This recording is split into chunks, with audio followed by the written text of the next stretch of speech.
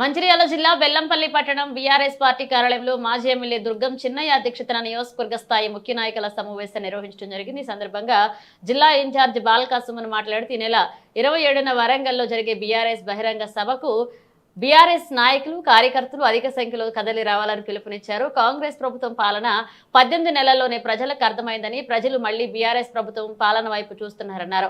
Congress BJP రెండు పార్టీలు ప్రజలకు శత్రువులని మండిపడ్డారు. రాబోయే స్థానిక ఎన్నికల్లో కాంగ్రెస్ బీజేపీకి ప్రజలు తగిన బుద్ధి చెప్తారన్నారు. అలాగే బీఆర్ఎస్ నాయకుల మీద కార్యకర్తల మీద అక్రమంగా పోలీసు వారితో కేసులు పెట్టించి ఇబ్బంది పెడుతున్నారన్నారు. మాకు పోలీస్ స్టేషన్లు కేసులు జైళ్లు కొత్త కాదన్నారు. అలా కేసులు పెడితే మంచిర్యాల పెద్దపల్లి జిల్లాలను కలుపుకుని రామగుండం సిపి కార్యాలయం ముందు ధర్నా చేస్తామన్నారు. ఈ కార్యక్రమంలో మాజీ ZPTC vice chairman Tongala Satyanarayana, మాజీ municipal vice chairman Battula Sudarshan, BRS మండలాల నాయకులు కార్యకర్తలు అభిమానులు పాల్గొన్నారు. వాళ్ళు గెలిచారు, వాళ్ళు మంచిగా బయటపడ్డారు. మంత్రి పదవులు ఎట్లా తెచ్చుకుందామని అన్నదమ్ములు తల్లాడుతున్నారు తప్ప చిన్నోడిని పట్టించుకుంటలేదు, బెల్లంపల్లిని పట్టించుకుంటలేదు.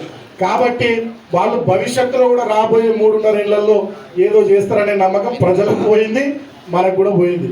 కాబట్టి ఇక నుంచి వాళ్ళు ఇచ్చిన హామీలు, స్థానికంగా ఉన్నటువంటి ఎమ్మెల్యే గారు ఇచ్చిన హామీలు కానీ, కాంగ్రెస్ పార్టీ మేనిఫెస్టోలో 6 గ్యారంటీల కార్డులు వాళ్ళు చెప్పినటువంటి హామీల విషయంలో రాబోయే రోజుల్లో డెఫినెట్గా నిలదీస్తాం, పోరాటం చేస్తాం, గట్టిగా ఉంటాం, కొట్లాడతాం. నేను ఇలా మంచిర్యాలలో చెన్నూరు 2 మీటింగ్లలో అనౌన్స్ చేసిన మీడియా సోదరులు ఇది కూడా కొంచెం మంచిగా రాయాలి.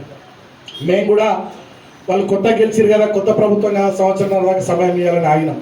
కానీ వీళ్ళేం చేస్తున్నారు, అభివృద్ధి పనుల మీద దృష్టి లేదు వీళ్ళకు, ఎమ్మెల్యేలకు సంక్షేమం మీద శ్రద్ధ లేదు. వీళ్ళు ఏం చేస్తున్నారు, ఈ వాట్సాప్లు చూసుడు, ఫేస్బుక్లు చూసుడు, ట్విట్టర్లు చూసుడు, ఇన్స్టాగ్రామ్లు చూసుడు, మా పోరాలు ఎవరు ఏం పెడుతున్నారో చెక్ చేసుడు. ఈ పోలీసులు అదే పని ఉంది, ఈ అధికార పార్టీలో అదే పని ఉన్నది. ఎవరు ఏం చేస్తారో చూసుడు, మా వాళ్ళ మీద కేసులు పెట్టుడు, బెదిరించుడు, స్టేషన్ల పొట్టి. ఇప్పుడు లాస్ట్ మా చిన్నయ్య గారి మీద కూడా మొన్న కేసు పెట్టారు. సరే, నా మీద కూడా ఆ ముఖ్యమంత్రి అప్పట్లో ఏదో సార్ మీద చెప్పు చూపించున్నట్టు నుంచి మొదలుకొని ఇప్పటిదాకా నా మీద రాష్ట్రం అంతా 30-40 కేసులు అయినాయి. మేమంతా మేడిగడ్డ కేటీఆర్ అన్న మేమంతా పోతే డ్రోన్ ఎగరేసిరని నా మీద ఒక కేసు పెట్టారు, కేటీఆర్ అన్న మీద, నా మీద. అదేవిధంగా మొన్న ఏసీబీ విచారణ కేటీఆర్ అన్నను పిలిస్తే విచారణ అయిపోయినాక అన్నం ర్యాలీగా తెలంగాణ భవన్కి తీసుకొస్తే దాంట్లో మళ్ళీ కేసు నూకిరు. కేటీఆర్ అన్న ఏమని నేను ఏటు. మన పోచారం శ్రీనివాసరెడ్డి మన పార్టీ నుంచి గెలిచిన ఎమ్మెల్యే ఆయన ఇంటికి ముఖ్యమంత్రి వస్తే, అరే మా ఎమ్మెల్యే ఇంటికి కాంగ్రెస్ ఆయన ఎందుకు వచ్చిందని నేను ఆ రోజు కేసు పెట్టాను. నా మీద కూడా రాష్ట్రం అంతా మంచిగానే 30-40 అయినాయి. ఇంకా ఈ 3.5 ఏళ్లలో అది సెంచరీ దాటుతుంది. ఏం కాదు, భయపడేది కేసులకు భయపడేటోళ్ళం కాదు, లాఠీ దెబ్బలకు భయపడేటోళ్ళం కాదు, పోలీస్ స్టేషన్లకు జైళ్ళకు భయపడేటోళ్ళం కాదు. గవిటికే భయపడితే తెలంగాణ వచ్చేదే కాదు. కాబట్టి ఎట్టి పరిస్థితుల్లో నేను పోలీస్ సోదరులను రిక్వెస్ట్ చేస్తూ ఉన్నా, కొత్త పోలీస్ కమిషనర్ గారిని రిక్వెస్ట్ చేస్తూ ఉన్నా. ఈ పోలీసులు బయాస్గా అవుతున్నారు. మేము కూడా ఇన్ని రోజులు ఓపిక పట్టినాం. ఇక మా వాళ్ళ మీద ఎట్లా పడితే అట్లా కేసులు పెట్టి, ఎట్లా పడితే అట్లా బెదిరిస్తుళ్ళు, ఎట్లా పడితే అట్లా ఇష్టం వచ్చినట్టు స్టేషన్లకు పిలిపించుళ్ళు, కూర్చుండ పెట్టుళ్ళు, జైళ్ళకు పంపించుళ్ళు, ఈ రకమైనటువంటి బెదిరింపులు చేస్తామంటే పోలీసు వాళ్ళు మేము కూడా చూస్తూ ఊరుకోం. నేను ఇవాళ మంచిర్యాల మీటింగ్లో చెప్పినా, చెన్నూరు మీటింగ్లో చెప్పినా, మా వాళ్ళు తప్పేస్తే కేసు పెట్టుళ్ళు. ఎట్ ద సేమ్ టైం మేము కూడా కొన్ని పిటిషన్లు ఇస్తే అసలు పిటిషన్ తీసుకుంటలేరు పోలీసు వాళ్ళు. చేతులు వణుకుతున్నాయి వాళ్ళకు, మా వాళ్ళని చూస్తేనే పిటిషన్లు కూడా తీసుకుంటలేరు.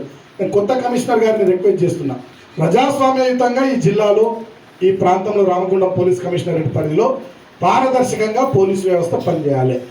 ఇట్లనే అధికార పార్టీ అడుగులకు తలోకి, వాళ్ళ ఒత్తిళ్లకు తలోకి, వాళ్ళ అడుగులకు మడుగులొత్తే విధంగా పోలీసు వ్యవస్థ పనిచేస్తే డెఫినెట్గా రాబోయే రోజుల్లో ఖచ్చితంగా అటు పెద్దపల్లి జిల్లా బీఆర్ఎస్ పార్టీని, ఇటు మంచిర్యాల జిల్లా బీఆర్ఎస్ పార్టీని ఇద్దరిని కలుపుకొని చెలో రామగుండం పోలీస్ కమిషనరేట్ కూడా పిలిపిస్తాం.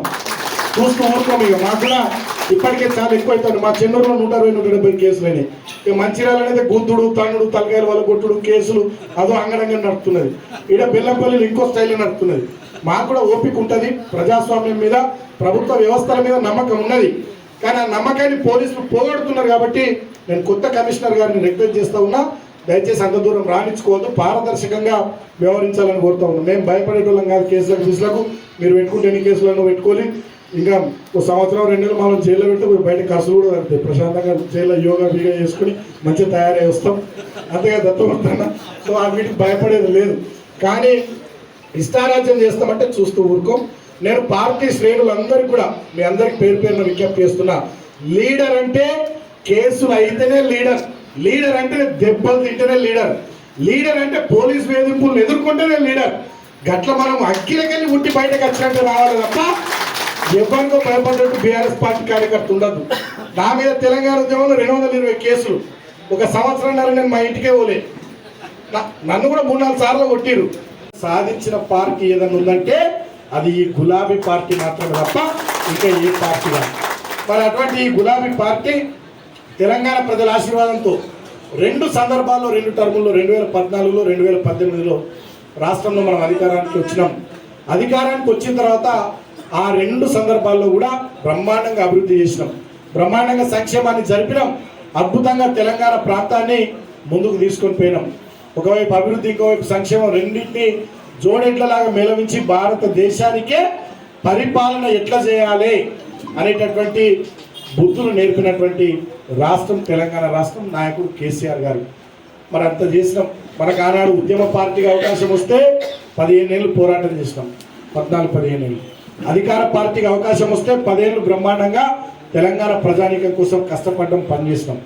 సరే, దురదృష్టవశాత్తు మొన్న కాంగ్రెస్ పార్టీ ఇచ్చిన 6 గ్యారెంటీలు, వాళ్ళు దేవుళ్ళ మీద పెట్టిన ఓట్లు, తర్వాత ప్రజలను వాళ్ళు ఏమార్చినటువంటి తీరు, అంతేకాకుండా ప్రజలు కూడా ఒక రకంగా ఒక మార్పు కావాలని కోరుకున్నారు. ఏందో మొత్తానికి మనం అధికారం కోల్పోయినాం, కాంగ్రెస్ పార్టీ గద్దెనెక్కింది.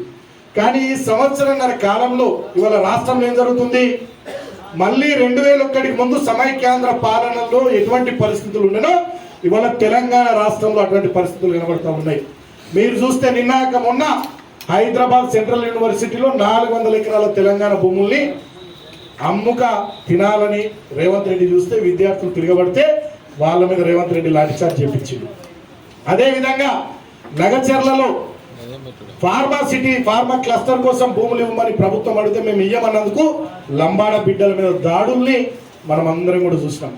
హైదరాబాద్లో మూసీ నది ప్రక్షాళన పేరిట మూసీ నది పక్కకి ఇల్లు కట్టుకున్నటువంటి పేదల ఇల్లు కూలగొట్టినటువంటి విధ్వంసం మనం చూసినాం. అంతేకాకుండా హైదరాబాద్ పేరిట చెరువుల పక్కకి ఇల్లు కట్టుకున్న వాళ్ళు ఇల్లు కూలగొట్టి ప్రజల్ని భయభ్రాంతులకు గురి చేసి వాళ్ళ రాష్ట్రంలో రియల్ ఎస్టేట్ను మొత్తం పండబెట్టినటువంటి పరిస్థితిని చూసినాం. కడుపు నిండా రైతాంగానికి మనం గతంలో 24 గంటలు ఉచితంగా కరెంట్ ఇస్తే ఇవాళ కనీసం 7 గంటలు 5 గంటలు కూడా సరఫరా కరెంటు చేయలేనటువంటి పరిస్థితి.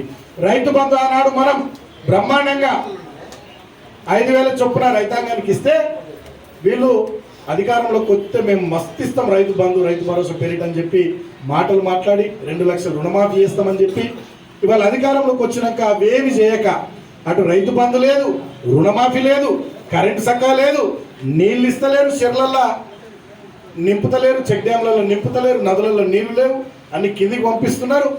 అదే కాకుండా వాళ్ళ పండిన పంటను కూడా కొనకుండా రైతాంగాన్ని ఇబ్బందులు పాలు చేస్తున్నారు.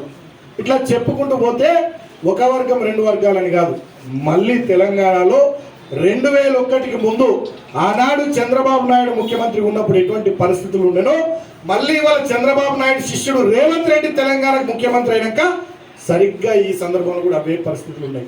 కాబట్టే ఆనాడు చంద్రబాబు నాయుడు ప్రభుత్వం మీద పోరాటం చేసిన ఈ గులాబీ జెండా మళ్ళీ వాళ్ళ చంద్రబాబు నాయుడు ఏజెంట్ అయినటువంటి, చంద్రబాబు నాయుడు శిష్యుడు అయినటువంటి రేవంత్ రెడ్డి తెలంగాణ మీద చేస్తున్నటువంటి ఈ దాడి, ఈ విధ్వంసం, దీనికి వ్యతిరేకంగా కూడా తెలంగాణ ప్రజల కోసం, తెలంగాణ హక్కుల కోసం, తెలంగాణ రాష్ట్రాన్ని కాపాడుకోవడం కోసం, తెలంగాణ ప్రాంతాన్ని నిలబెట్టడం కోసం మళ్ళొక్కసారి మనమంతా కథం తొక్కాల్సినటువంటి అవసరం ఉంది. దానికోసమే ఈ 25 సంవత్సరాల బీఆర్ఎస్ పార్టీ ప్రస్థానాన్ని గొప్పగా ముందుకు తీసుకొని పోతూ 27వ తేదీ నాడు మనం బహిరంగ సభ పెట్టుకుంటున్నాం. దాని తదనంతరం పెద్ద ఎత్తున మెంబర్షిప్ చేసుకుంటాం, సభ్యత్వ నమోదు కార్యక్రమం ఉంటుంది మే నెలలో. దాని తర్వాత జూన్ నెల అంతా కూడా మళ్ళీ కమిటీల ఏర్పాటు ఉంటుంది. జూలై ఆగస్టు నెలల్లో మన తెలంగాణ భవన్ మంచిర్యాల జిల్లా ఆఫీస్లో మనందరికీ కమిటీల వాళ్ళందరికీ కూడా శిక్షణ తరగతులు లాంటి కార్యక్రమాలు ఉంటాయి. అంటే పార్టీని సంస్థాగతంగా నిర్మాణం చేసుకుంటూ పటిష్టపరుచుకుంటూ వాళ్ళు ఇచ్చిన 6 గ్యారంటీలు 420 హామీల మీద పోరాటం చేయడానికి మన శ్రేణుల్ని, తెలంగాణ ప్రజల గొంతుకైనటువంటి బీఆర్ఎస్ పార్టీని బలోపేతం చేసుకుంటూ ముందుకు సాగడానికి ఏప్రిల్ 27 బహిరంగ సభతోని మనం అడుగులు వేయబోతా ఉన్నామని చెప్పి ఈ సందర్భంగా నేను తెలియజేస్తా ఉన్నా మీకు. దానికోసమే ఈ సన్నాహక సమావేశం. మరి బెల్లంపల్లి అసెంబ్లీ నియోజకవర్గానికి మీకు ఇచ్చిన టార్గెట్ 3,000 అంటే మీకు పెద్ద లెక్క కాదు. కాకపోతే మన ఎమ్మెల్యే సాబ్ 5-6 వేలు తెస్తాం సార్ అంటే మీరు ఎందుకు బాగా దూరంగా వరంగల్ 3,000 చాలని సార్ చెప్పిండు. ఉమ్మడి ఆదిలాబాద్ జిల్లాలో ప్రతి అసెంబ్లీ నియోజకవర్గం నుంచి 3,000 మంది మాత్రమే మనం పోతున్నాం. సో ఎందుకంటే మనకి పెద్దపల్లి గోదావరి కన్నా మంచి